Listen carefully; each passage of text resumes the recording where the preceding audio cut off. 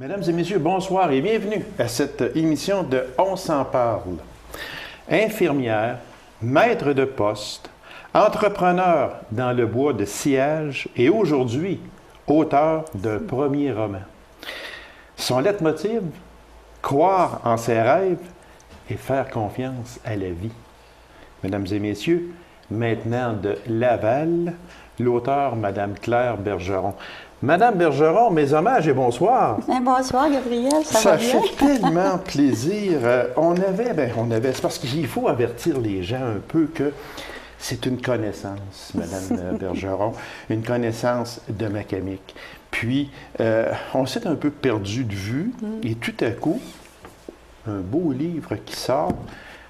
Puis je regarde l'auteur, Claire Bergeron, mais j'ai dit, est-ce que c'est elle? C'était elle! Merci, une belle présentation. Ça fait tellement plaisir. J'aurais pu peut-être inclure dans mon intro Abitibienne et Macamicoise pure laine. Oui. Vous avez encore des racines en Abitibi, beaucoup. Hein? Oui. Moi, mon enfance, c'est comme on dit des fois dans les chansons, là, mon enfance, elle jouait par là. Tu sais, c'est mon coin de rue. Oui, exactement. C'est mon village. Oui, vraiment, là, Macamic, pour moi, là, c'est savoir que mon roman va s'en aller en Europe, aussi en France. Ah oui, c'est bien ça, c'est bien. Que les gens vont se poser des questions, Macamic. Bien oui, c'est ça. Mais ça fait tellement plaisir, parce que moi, je reçois beaucoup d'auteurs ici. Puis, je ne veux pas déprécier les gens des grands centres. Là. Les écritures qui nous viennent de là sont aussi extraordinaires. Mais on a tellement de personnes qui écrivent en Abitibi-Témiscamingue. On est toujours surpris. Puis moi, on m'envoie les livres, je les dévore, comme je dis. Puis, à chaque fois qu'un auteur se lève en Abitibi-Témiscamingue, écrit un livre et il me l'envoie. Il me semble que c'est toujours une coche au-dessus des autres. Je ne sais pas, mais... On a un talent spécial. Oui, puis l'Abitibi, pour nous autres, c'est vrai que nous sommes Abitibiens de souche, de race, de racines. Pour nous autres, c'est... Comme je lisais votre livre, « Sous le manteau du silence », puis là... dans les années 40, 50, puis je faisais des relations tout le temps avec tel village, telle ville. Fait que c'est un petit peu ça. Moi, j'aimerais revenir dans mon intro, Madame Bergeron, quand on dit votre leitmotiv, croire en ses rêves, est-ce que un roman, est-ce que pour vous, c'était un rêve d'écrire un roman? Oui. Moi, je peux même dire que c'était un rêve de petite fille. Ah oui? Aussi loin que ça? Oui, aussi loin que ça. Toute jeune, là, je me souviens, je prenais des notes quand je lisais des livres, j'écrivais des petites phrases, des choses qui me plaisaient. Puis j'étais pensionnaire au pensionnat Sainte-Marie à Amos pendant 2 ans. Puis à ce moment-là, j'ai eu un professeur, je me souviens, elle s'appelait Mme Yvonne Demarais, c'était une Française. Puis elle parlait beaucoup de littérature. Puis elle m'a vraiment orientée, puis elle nous donnait des trucs, comment écrire, tu sais, comment choisir les noms aussi dans nos romans, puis des choses comme ça. À cette époque-là, je ne pensais pas de publier un jour, mais j'en rêvais. Puis c'est un rêve qui m'a toujours suivie. Moi, j'ai déjà envoyé un manuscrit ici au salon, tu sais, comment ça s'appelle, le concours littéraire de l'Abitibi-Témiscamingue. Oui, exactement. Oui, j'ai envoyé un roman il y a 25 ans que j'avais soumis à un comité. Sauf que je l'ai relu après, puis je me suis dit, oui, ils ont eu raison de ne pas me choisir, parce que c'était pas assez complet à ce moment-là. Mais c'est un rêve de toujours, oui, c'est vrai. Madame Bergeron, dites-moi une chose. On ne parle pas d'âge. Non. Moi, je l'ai dit, mon âge, j'ai pas peur. On est du même âge. Oui. Mais dites-moi une chose. Pourquoi avoir attendu aussi longtemps pour écrire un livre aussi merveilleux que ça? Bien, merci pour le merveilleux. Mais je pense qu'on est tous un peu pareils. Hein? On est tous pris dans la vie. C'est la carrière, c'est les enfants, puis on repousse notre rêve, Je me disais toujours, un jour, je vais écrire. Mais on y croit plus ou moins aussi. On se dit, est-ce que j'ai vraiment le talent, puis tout ça. Puis après ça, il y a eu un accident. J'ai déménagé, je me suis en allée à Montréal.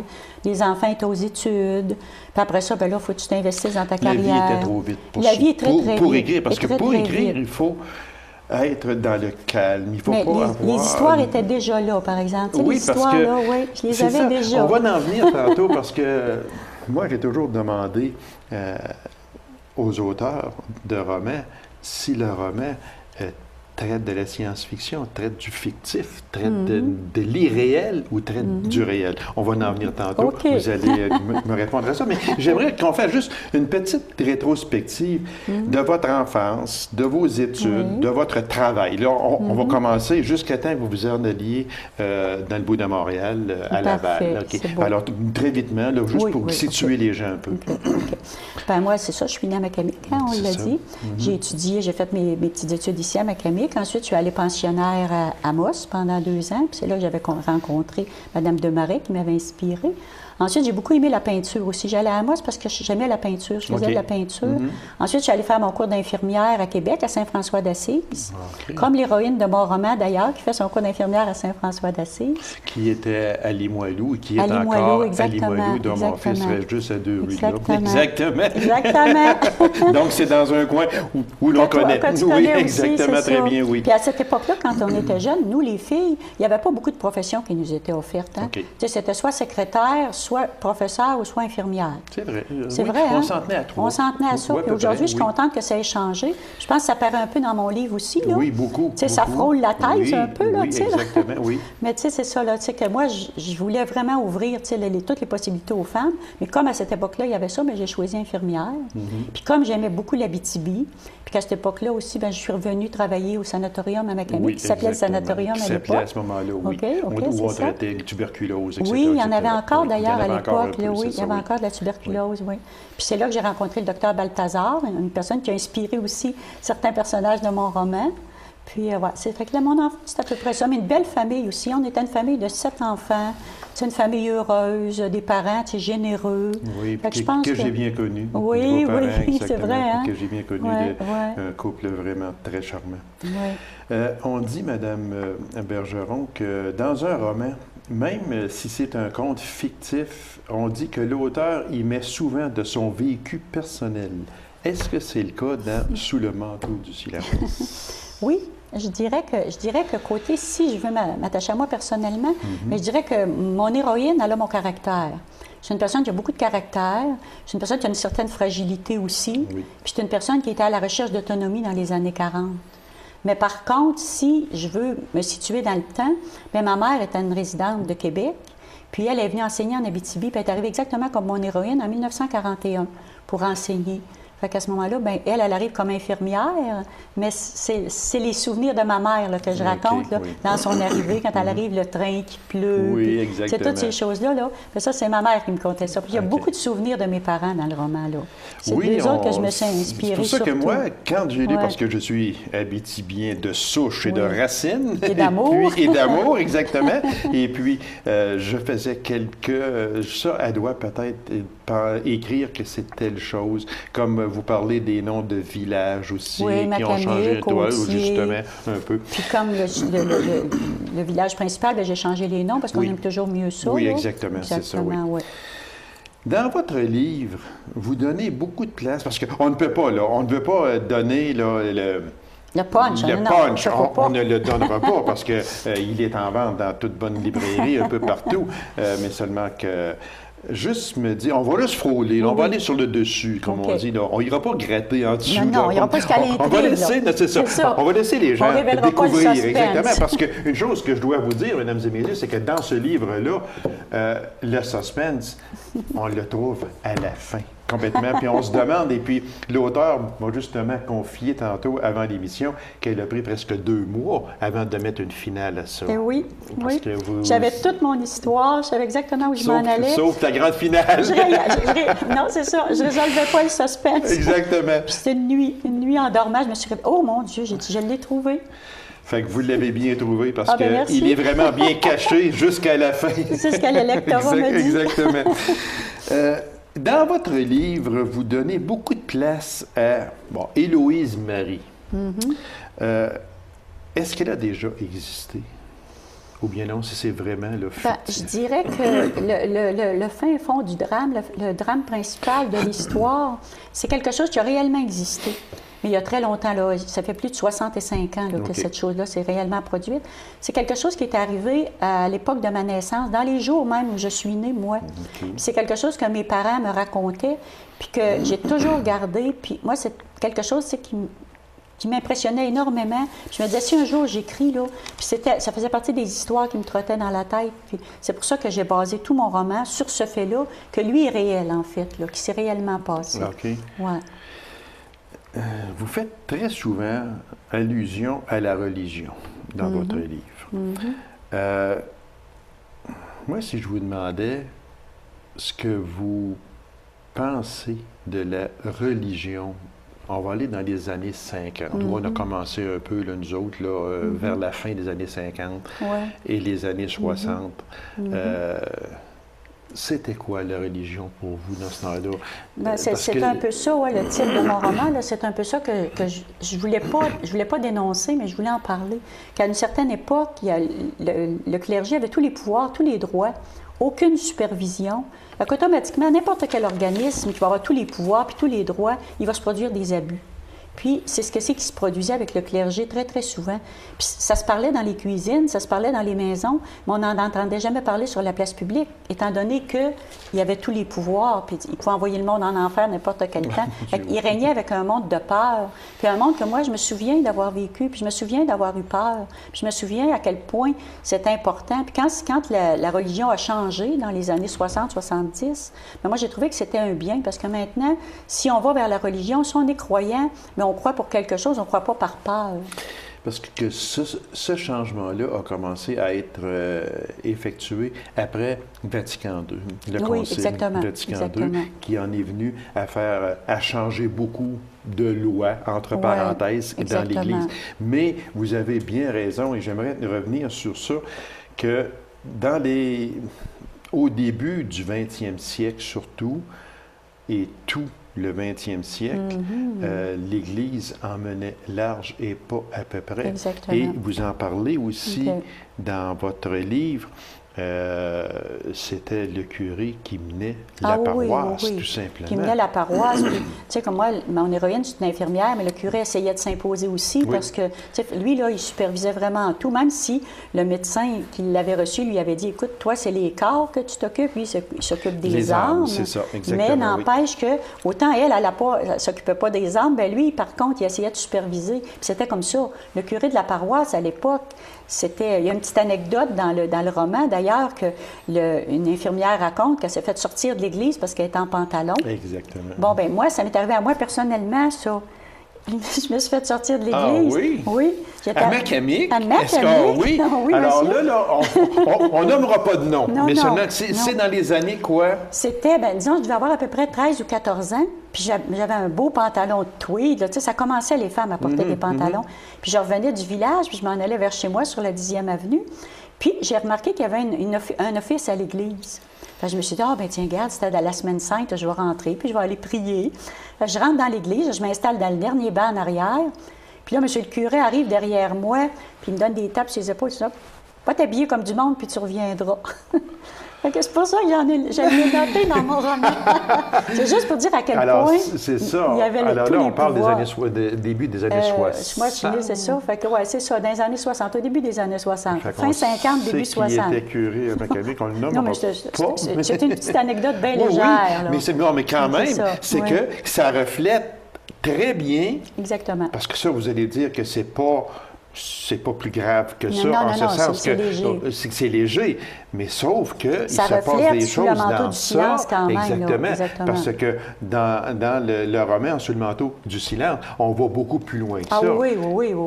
On voit jusqu'à quel point il y avait tous les pouvoirs puis tous les droits, là, puis c'était vraiment caché, très, très caché. Très caché. Puis les parents, des fois même les parents, les gens le savaient, mais jamais on osait en parler. Ah non, c'était la tombe. C'est pour ça qu'aujourd'hui, le pape, il se promène à travers le monde, puis il s'excuse pour ces abus-là. Oui, parce que même on pourrait aller beaucoup plus loin que ça, puis avec tout ce qui se passe aujourd'hui dans le monde, les dénonciations des prêtres pédophiles, que je connais, là, je ne veux pas, je ne veux pas aller trop loin. Moi, il n'y a pas de pédophilie, par exemple, il faut le dire. Non, c'est absolument pas ça, pas. Non, moi, c'est quelque chose de spécial. Là, de spécial, mais ce n'est pas là. une pédophilie, mais j'aimerais juste faire un entrefilet pour dire qu'aujourd'hui, ça sort, ça. Oui, ces choses-là. Il y a à peu près juste le cardinal Turcotte qui dit que tout ça n'est pas vrai, que les enfants de Duplessis, ce n'est pas vrai, alors que tous les autres disent que oui, c'est vrai. Et le pape, justement, demande à l'Église de pardonner à ces prêtres-là. Mais ce n'est pas de la pédophilie que là-dedans, mais c'est quand même... Exactement comme les gens, mettons, comme j'ai une tante à Amos, là, ma tante Marielle, on ne peut pas la nommer. Elle, aujourd'hui, elle a 87 ans, je pense, puis elle connaît... Madame Comeau aussi, tu sais, eux autres, ils connaissent, ils savent de quoi je parle là-dedans, puis ils connaissent beaucoup de personnages secondaires aussi, Madame Cartier, ma tante Yolande, Gisèle. Alors là, on va aller un petit peu plus loin, Madame Bergeron, si vous me permettez. Ce roman-là, Sous le manteau du silence, est-ce que c'est de l'irréel, de la fiction, ou bien non, si c'est de la réalité pure et simple? Ben, disons que ça part de faits vécus. Il y a beaucoup, le drame principal, même beaucoup d'histoires secondaires parlent de faits vécus, mais parce que, comme Jeannette Bertrand disait, là, une écrivaine, c'est un voleur un peu. Tu voles un peu de la vie des autres. Un petit peu ici, un petit peu là, exactement. Fait que moi, par contre, tout ce que c'est qui peut être vrai, c'est très romancé. Parce que moi, c'est resté dans mes souvenirs, mais je n'ai jamais su l'histoire complète. Je connaissais les détails, pas les détails. Fait que c'est sûr, moi, c'est romancé, c'est pas exact, mais ça part de faits vécus. Puis la majorité est dedans. Puis ça se passe vraiment en Abitibi. Fait que c'est vraiment notre coin. C'est pas mal un fait vécu. Est-ce que c'est vraiment un fait vécu, le nœud de votre livre? Est-ce qu'on parle de genre... je ne veux pas dire c'est quoi, c'est sûr, mais le drame principal que les gens vont lire avec grand intérêt, j'en suis persuadé. Parce que ça aussi, ça surprend, hein? Oui, ça surprend énormément, parce que on ne le voit pas venir. Tu découvres, la réalité arrive. Est-ce que ce fait-là est vraiment, selon vous, arrivé? Oui, c'est arrivé. C'est arrivé. C'est arrivé. Okay. On n'en dira pas plus, parce que non, je ne veux vraiment pas le relever, mais seulement que c'est vraiment... C'est parce que c'est le début du livre jusqu'à la fin. Même que mon éditeur, à un certain moment, et les éditions JCL, ils ont parlé peut-être, ils voulaient marquer roman vérité, étant donné que c'était... en grande partie vrai, sauf que moi, j'ai dit non parce que j'ai trop romancé. Tu sais, les âges, c'est pas exact, tu sais, différentes choses. Oui, c'est sûr mais des choses qui le drame principal, le nœud, comme tu dis, là, bien ça, c'est exactement, ça, c'est vrai, ça. C'est exactement vrai. Puis c'est renversant, mais c'est vrai. Qui a donné le titre à ce livre-là? Parce que moi, là, Sous le manteau du silence, je trouve que c'est tellement ça. Oui. Le titre vient de où? Bien, c'est moi. C'est vous, parce qu'en écrivant, là, à un certain moment, j'ai écrit cette phrase-là, sous le manteau, la chose se passait sous le manteau du silence. Puis là, ça m'a accroché. Je dis, ah, mon Dieu, c'est ça exactement. C'est pour ça qu'à la fin, je ramène cette phrase-là aussi, parce que... Puis mon éditeur, M. Larouche, lui, il s'est dit, ah, j'ai regardé autant comme autant, parce que très souvent, il change les titres des auteurs. Oui, ça les titres de vôtre, ils s'imposaient, c'était parce que moi, je trouve que Sous le manteau du silence...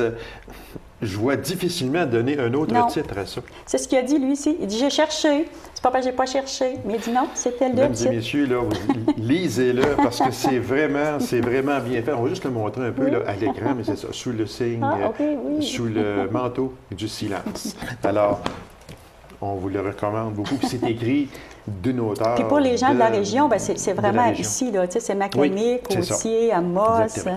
On va rester un peu dans la religion sans tomber dans l'exagération, pardon. Mais j'aimerais vous poser cette question-là. L'obligation de procréer annuellement, même au péril de sa vie, vous qui étiez infirmière, quelle est votre opinion sur ce sujet-là? Non, je sais pas par expérience, parce que nous, quand on était en âge de procréer... Ce n'était plus ça. Non, il y avait eu c'est ça, fait que ça avait changé. Mais c'est parce que vous le comptez tellement bien dans ça. Mais à cette époque-là, oui. Puis j'ai des gens qui, autour de moi qui l'ont vécu, ça. J'ai même une tante dont le mari avait été gravement estropié. Puis il y avait juste un enfant à ce moment-là, mais il n'était pas pour faire un autre bébé, là, pendant que lui était malade, qu'il était au lit, qu'il était pendant 1 an sans marcher. Mais le curé essayait de s'imposer. Il avait refusé la confession à cette tante-là parce qu'elle est allée se confesser comme quoi il exemptait la famille tant que lui serait malade. Puis le curé, il a refusé l'absolution. Et elle était wise, ça fait qu'elle a changé de curé. Elle n'en a pas parlé. Mais c'est juste pour dire à quel point c'était incroyable. Moi, c'est ces choses-là que j'avais dans la tête quand j'écrivais, puis qui me revenaient. Puis c'est pour ça que je savais à quel point, puis on entend parler aussi, mais j'avais des choses très précises, puis des gens qui m'avaient raconté des histoires, comme quoi ils avaient été obligés d'avoir des enfants. C'est quand on parle de ça dans le 21e siècle, c'est loin de mais nos enfants ne croient pas, hein? Mais c'est ça nos enfants ne croient pas. Exactement, parce que mais c'est tellement vrai ce que vous dites dans ça. C'est nuancé, mais avec une vérité inconditionnelle. On va dire que c'est le talent de l'auteur. Voilà. Vous m'arrachez les mots de la bouche. Est-ce que notre vie est un livre écrit d'avance? Est-ce que vous faites allusion un petit peu à ça? D'après vous, est-ce que notre vie... Non, mais d'ailleurs, c'est dans la période où elle est très déprimée qu'elle dit ça, hein? Tu sais, quand elle dit, à une certaine période de dépression, elle dit « Tout est écrit d'avance, puis je ne pourrais pas m'en sortir. » Mais non, moi, je ne crois pas. Moi, je crois qu'il y a peut-être un fil de vie, mais nos décisions influencent notre vie. Puis c'est plus nos décisions, c'est plus le chemin que nous, on se trace. Non, je ne crois pas qu'on ait un destin, qu'on soit prédestiné. Non. Madame Bergeron, comment on prend de temps? Moi, j'aime ça, moi, de poser cette question-là à des auteurs. Comment on prend de temps à écrire un livre comme ça? Et je devrais plutôt changer ma question en celle-ci. Comment vous avez pris de temps, vous, à écrire ce livre-là? Parce que ce n'est jamais pareil pour aucun auteur. Vrai, comme un auteur, compositeur, interprète peut écrire une chanson dans 1 heure, et puis l'autre va prendre un mois à l'écrire. Vous avez pris combien de temps à écrire Disons ce que les histoires, le nœud principal, puis les histoires du roman me trottaient dans la tête depuis très longtemps. C'était des choses que je pensais beaucoup. En 2006, là, j'avais fait un certain synopsis. Là, tu sais, j'avais fait une certaine grille, tu sais, d'un roman éventuel que je pourrais écrire. Mais c'est vraiment en 2008. En 2008, j'ai pris ma retraite définitive. Là, je travaillais avec mon garçon, puis j'ai pris ma retraite. Puis à ce moment-là, là, je me suis dit, si tu veux réaliser ton rêve, c'est maintenant ou jamais. Fait que la seule façon, c'est de t'asseoir puis d'écrire. Fait que là, il faut que tu écrives. Puis là, tu écris sans savoir que tu vas être publié. Fait qu'il faut que tu adores écrire. Puis moi, c'est une passion, l'écriture. C'est une passion. Fait que là, j'écrivais. Puis à travers de ça, là, il me semble que ça prenait corps. Puis de plus en plus, je l'aimais. Je l'ai fait lire à mon fils qui partait en vacances là, dans le sud. Puis ils sont revenus, ils ont dit, on a pleuré tout le temps de nos vacances à cause de ton roman. Fait que là, à partir de là, je l'ai vraiment fignolé. Je me suis dit, mais tu vois, j'ai commencé en 2008, puis je l'ai envoyé chez JCL en 2010, au mois d'avril. J'avais choisi l'éditeur en regardant. Eux autres, ils publient beaucoup de romans sur le patrimoine, le côté historique, des romans qui touchent aussi le Québec, puis ces choses-là. Fait que c'est ça que j'avais choisi, mais je les envoyais juste à eux autres. Puis là, je me suis dit, on va bien voir, tu sais. Puis ça a pris 3 mois avant qu'ils me rappellent.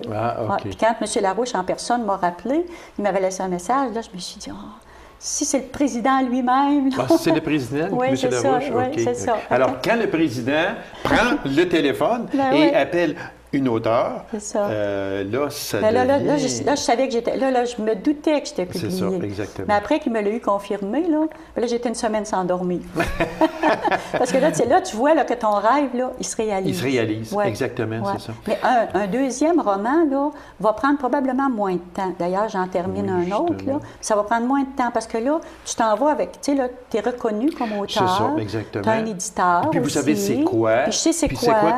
Qu'une présentation, c'est ça, etc. Puis la correction que j'ai fait aussi à l'automne avec les gens de chez JCL, bien ça m'a donné aussi beaucoup d'idées, beaucoup de façons de travailler aussi qui sont... Puis là, tu te fixes, là, ça devient un travail que... Puis tu adores ça. Moi, j'adore. Mais il faut aimer ça aussi, exactement. C'est ça, j'adore. Dans votre livre, est-ce que je veux juste revenir une dernière fois sur un petit peu le but central du livre? Vous traitez dans votre roman d'un sujet qui est très délicat, soit la prêtrise versus la sexualité. Ah oui, oui. Est-ce que ce fut difficile à écrire ou, je vais poser la question autrement, est-ce que pour vous, vous vous êtes pas dit, il faut faire attention. Il ne faut pas que j'aille trop loin, là, dans ça. Ou bien non, si vous avez laissé libre cours à vos pensées, libre cours à votre écriture. Bien, j'ai laissé libre cours à mon écriture. J'ai laissé libre cours aux souvenirs que mes parents m'avaient racontés, parce que cette histoire-là, le nœud, les choses qui sont vraies, bien, eux autres, j'en ai entendu parler beaucoup. OK. Puis automatiquement, tu sais, j'avais entendu des choses. Puis non, j'ai vraiment laissé libre cours, puis je m'en allais avec vraiment comment une personne peut agir comme ça.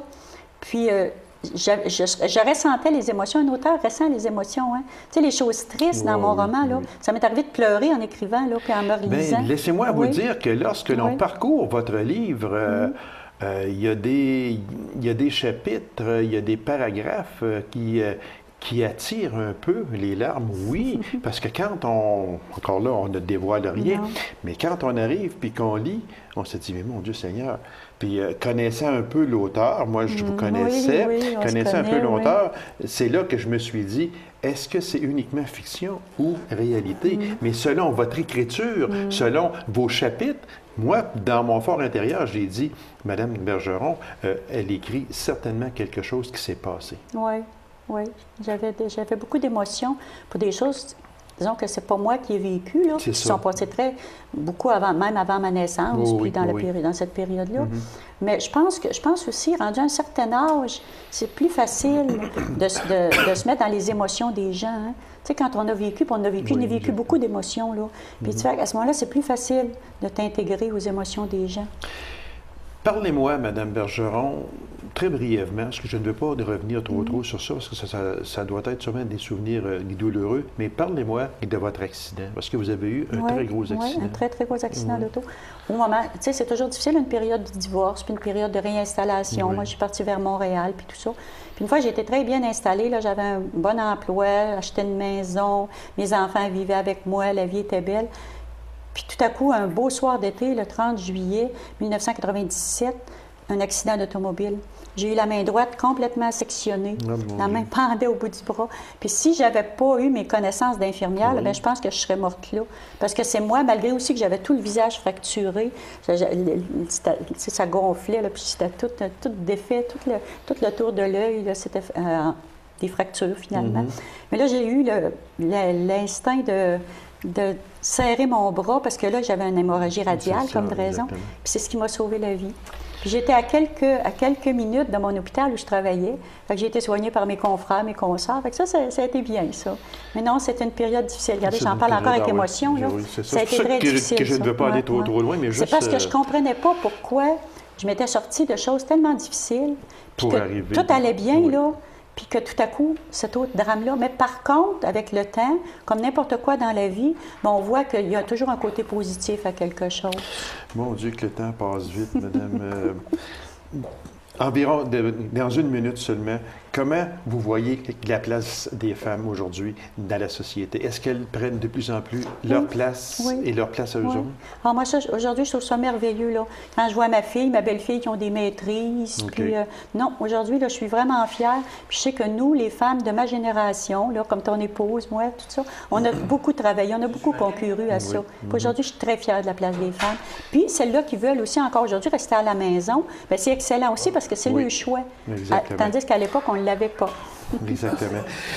Est-ce qu'il va y avoir un deuxième roman? Je ne dis pas un tome 2, parce que lui, il est terminé. Non, il est Est-ce qu'il y aura un deuxième roman? Oui, il y en a un dont l'écriture est presque terminée, là, puis qui devrait paraître aussi comme lui, probablement en janvier prochain. Encore un sujet qui touche l'Abitibi.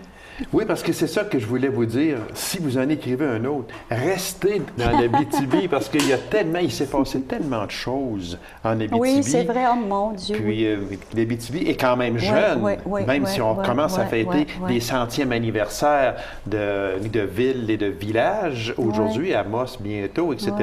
Mais on est encore jeune. Puis ça fait découvrir l'Abitibi aussi. Moi, l'Abitibi, je l'ai, on dit, chevillé au cœur. Oui, exactement. Mais ça fait découvrir l'Abitibi parce qu'il y a des gens de Montréal qui ont lu mon roman, puis ils m'ont dit, on n'avait jamais pensé d'aller en Abitibi. Puis là, on va y aller. Et avec ça, on va y aller. Madame Bergeron, merci infiniment. Alors, aux personnes aller dans les librairies, un peu n'importe où, acheter le livre de Mme Claire Bergeron, Sous le manteau du silence. Aussi, si je peux rajouter juste un petit détail, Mme Bergeron. France Loisirs, en comité, viennent de me déclarer découverte québécoise 2011. Bravo, il nous reste plus de temps, malheureusement. Merci beaucoup, Mme Bergeron, puis un deuxième roman au plus vite. Merci, Gabriel, de m'avoir reçu. C'est moi qui vous remercie. Merci bien. Alors, mesdames et messieurs, merci d'avoir été là et on se donne rendez-vous à une prochaine émission de On s'en parle. Au revoir et bonne semaine.